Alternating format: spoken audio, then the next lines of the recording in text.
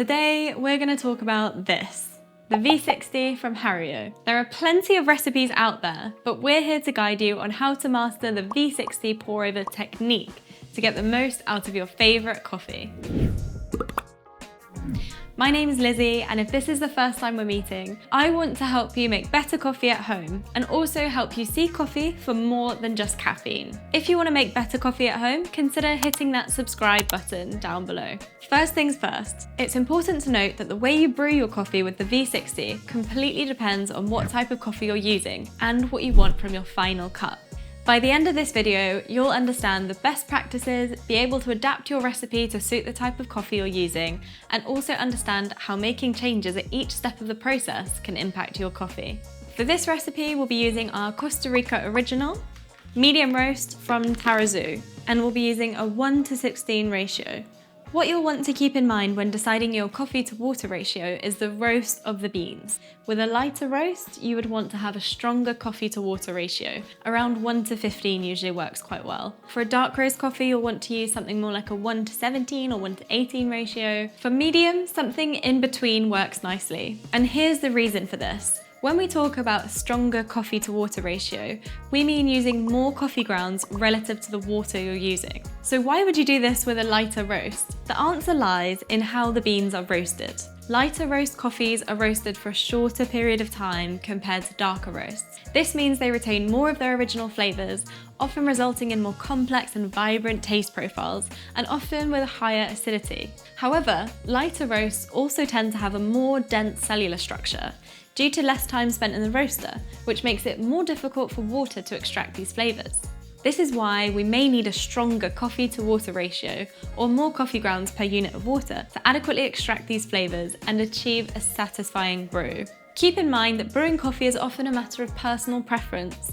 While these guidelines can provide a good starting point, the best ratio ultimately depends on your own taste. I encourage you to experiment with different ratios to find what you enjoy most. The next important thing to remember when using the V60 is the grind size. Again, this will vary depending on the roast of your coffee. The surface area and size of your coffee grounds plays a significant role in the extraction process when brewing coffee. Coffee extraction is the process of dissolving desirable compounds that occur naturally in coffee beans. These compounds contribute to the aroma, flavour, and body of your coffee. When water passes through the coffee grounds, it extracts these compounds. If your coffee is under-extracted, it can taste sour and weak, and if it's over-extracted, it can taste bitter. Now, let's consider lighter roast coffee. Lighter roasts are denser and harder than dark roasts because they've roasted for a shorter amount of time. This means that water has a harder time penetrating the coffee particles and extracting those flavourful compounds. Therefore, when you're using a lighter roast for pour-over coffee, a finer grind is often recommended. The smaller coffee particles increase the surface area that comes into contact with water, which facilitates more efficient extraction of the coffee's flavours. Remember, grind size is not a one-size-fits-all setting. It will change based on different factors such as the specific coffee bean, roast level, brewing method, and personal taste preferences. Experimenting and adjusting based on taste is always a good approach to find what works best for you. Okay, with that out of the way, let's get started with brewing techniques. Let's gather what you'll need. A V60 dripper, filter paper, a gooseneck kettle, a grinder, a scale, and your favourite Volcanica coffee.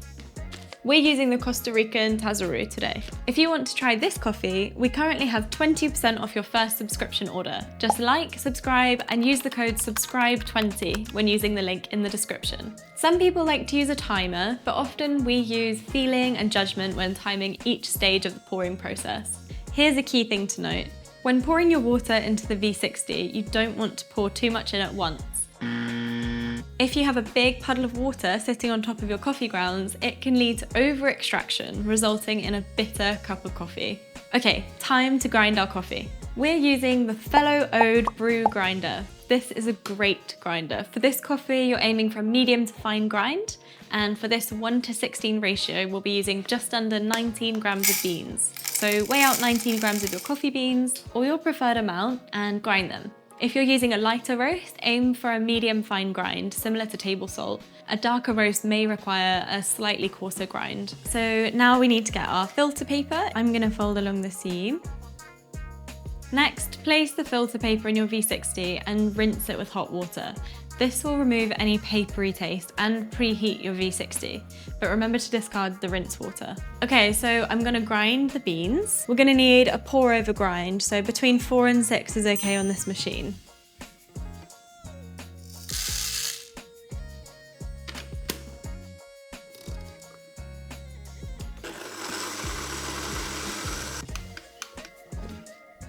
Such a handy little magnet. Now we need to zero the scale. The first stage is known as the bloom.